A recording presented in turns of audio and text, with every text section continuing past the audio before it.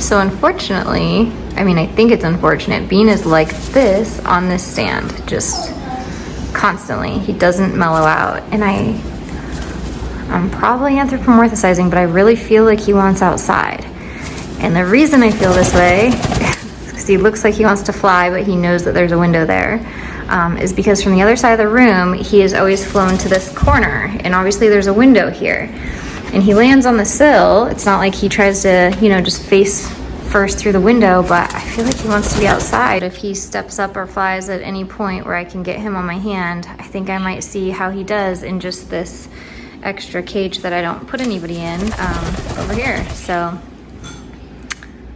I might see how he does out there, because he really seems like he wants to get outside. I just don't know if it'll be over the top crazy for him outside or if he'd really love it. I'd actually really love to put him in my giant aviary out there, because my plans changed for Rocco, and Rocco's at my parents' house. So have this big aviary I could use for him if he really wants to get into it. My only problem is getting him down if he doesn't want to come down from that aviary. It's really tall.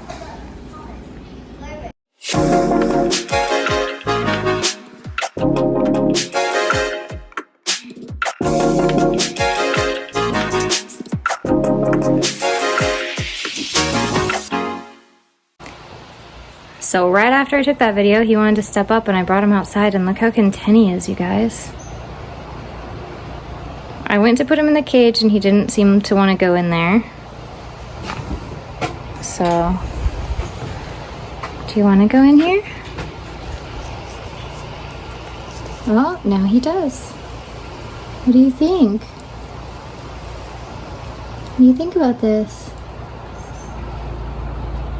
Wow. All right, I'm gonna get him some breakfast and some stuff to play with in here and see how he does. He seems like he wants to be out here. Hey, brought your breakfast out here. Brought your breakfast. You got a big breakfast like CRESSI does.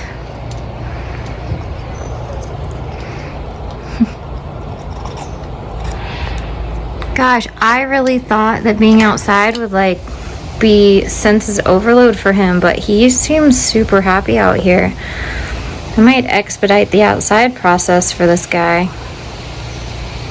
I just have to be really careful of temperatures and make sure it's warm enough and short enough for him. I brought a couple toys out that are his faves. We'll see.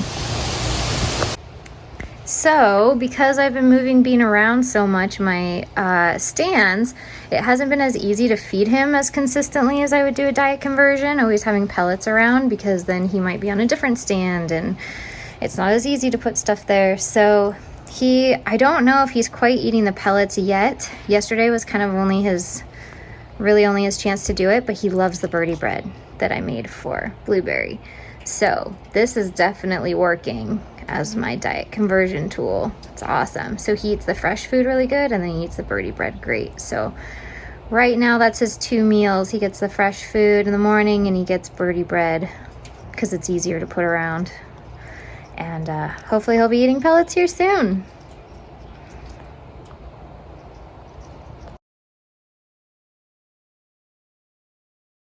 Hi, just checking on Bean. Look at that face. Look at that messy face. Hey, look at that empty food dish. What? He ate everything. Oh my gosh. He did.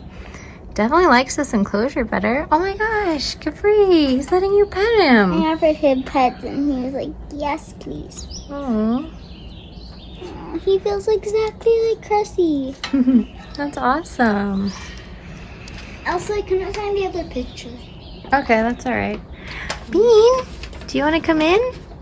He's like, more pets, please. Just more petting. Okay, well, the weather's still nice. You can stay out. I'm glad he's liking it out here. Yeah, I'm good too. You want some pets? Okay. He's just eating Yeah, whatever he can get his beak on.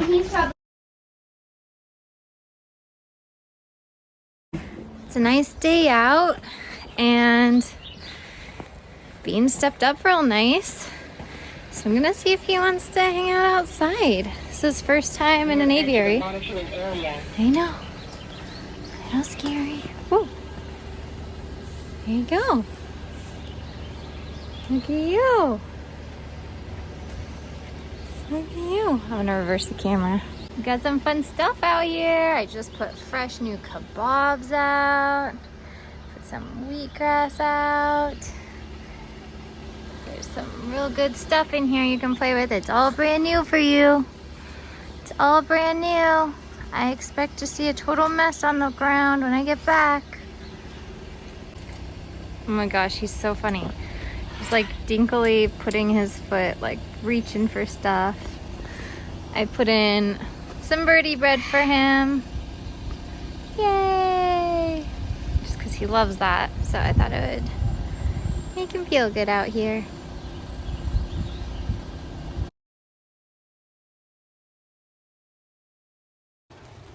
Okay, Idaho weather, it ended up raining. So Bean got a bath, so I rushed out to get him, and he actually didn't want to come inside. But I had to leave, so I put him inside anyway, and now he's happily eating a second meal of my seasonal feeding system. And he's by the fire, so he's nice and happy. Oof, show you guys real quick. There he is. Super happy. So, yeah.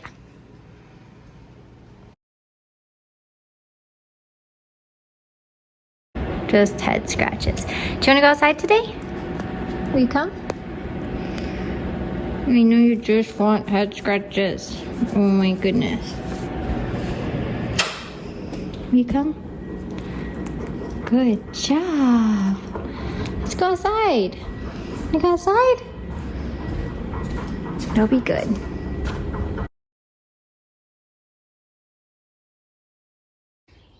Well, came out here and look at this proud boy. He ate his pellets. Whoop, whoop. Yeah, yeah, yeah. Celebrate, celebrate, woohoo. He ate his pellets, ate his pellets. How many days has it been? This is awesome. I don't know. I haven't been keeping track. Yay. And she's also letting me pet him. Pellet success. And so cute Finally. feathers.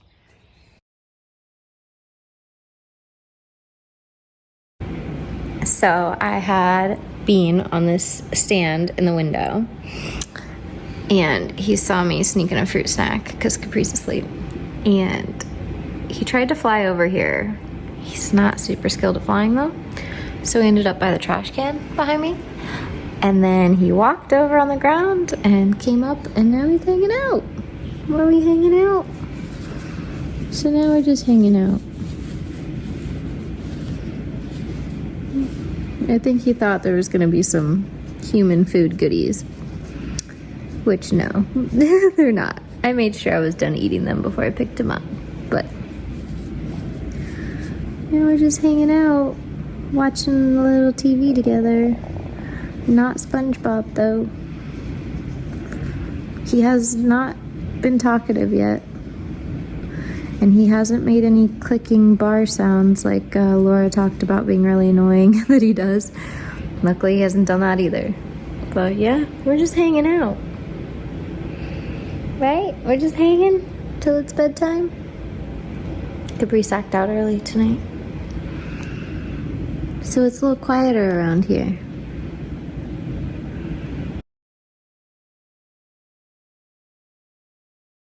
Got it? Fingers not in the way. Okay. Good job. Let's go inside. Show it to you.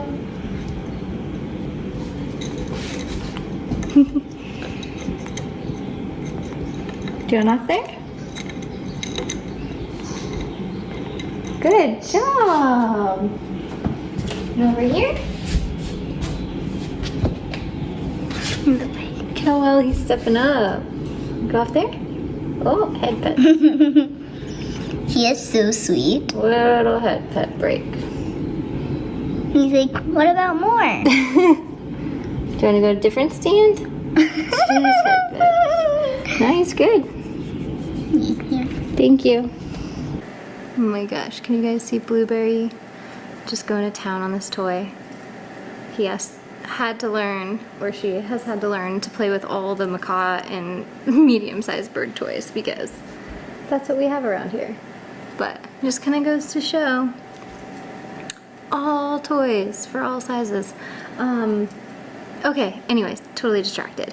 So what I'm really excited about that you guys got to see in this video is the progression that Bean has had. His step up and step downs are fantastic. We are communicating super clearly. One of the things that was really important in his journey is allowing him to fail. And what I mean by that is he would flap his wings and want to go somewhere, and I could tell he wanted to go somewhere, and every time I would offer my hand, remember really early on he even lunged at me. But most of the time he would walk away or ignore me, and I kept offering and I kept being like, hey, do you want me to take you where you want to go, is basically what I was communicating, and he didn't trust me and he would basically say no. So I would say okay, and then he would end up flying, ending up on the ground, and I would go and help him. Sometimes I made him walk to me and I would just kind of wait around for him to come around.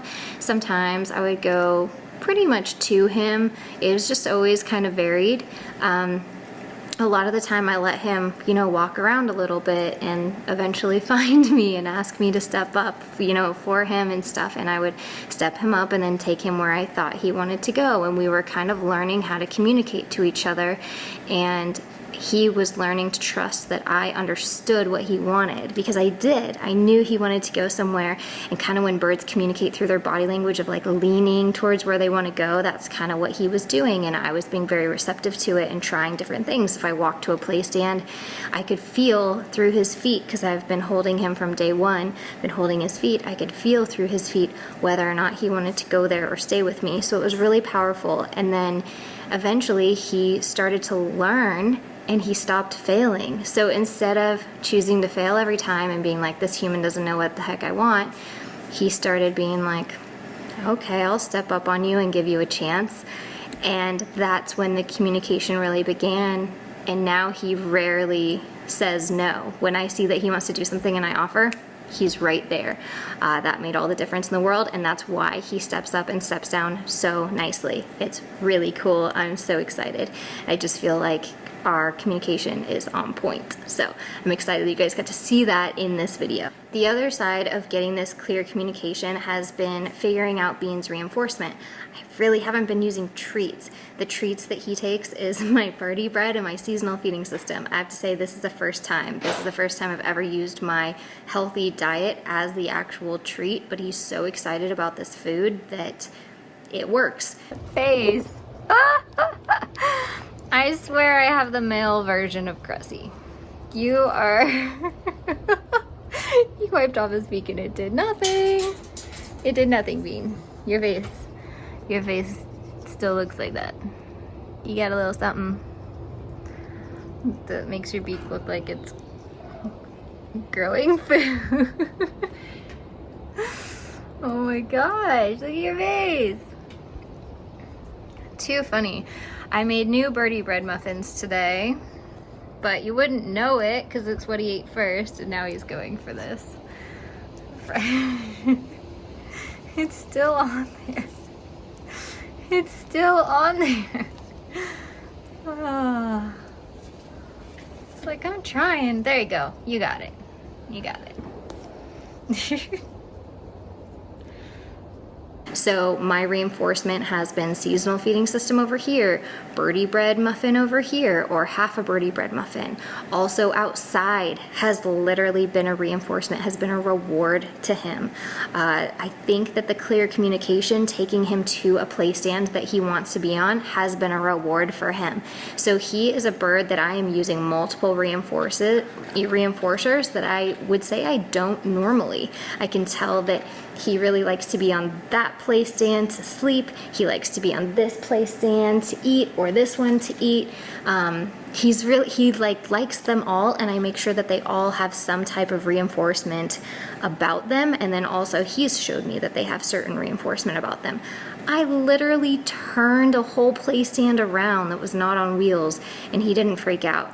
I mean, before I wasn't even able to get him close to these play stands. Now these play stands are self-reinforcing to him. Like, it's an amazing, amazing transformation that I'm so excited about. So kind of has you thinking outside the box, and really plays into my family-friendly parrot formula for those of you that watch it, when I say it's up to the bird to determine what is punishment and what is reinforcement. You don't get to decide that.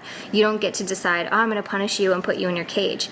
It's up to the bird to decide, is that punishment or is that reinforcement? And that's something that we always have to be aware of, so that we're using that training quadrant that I talk about in that formula to our best ability, and understanding how our behavior influences their behavior. It's such a powerful, powerful tool, and always being open-minded that it changes from one bird to another. So it's really important, because I have a Congo African gray, that I don't treat Bean as though he is CRESSI, because they are two different birds with two different personalities, and what he finds reinforcing may not be the same thing that CRESSI would find reinforcing, although I do feel like they're both total foodies.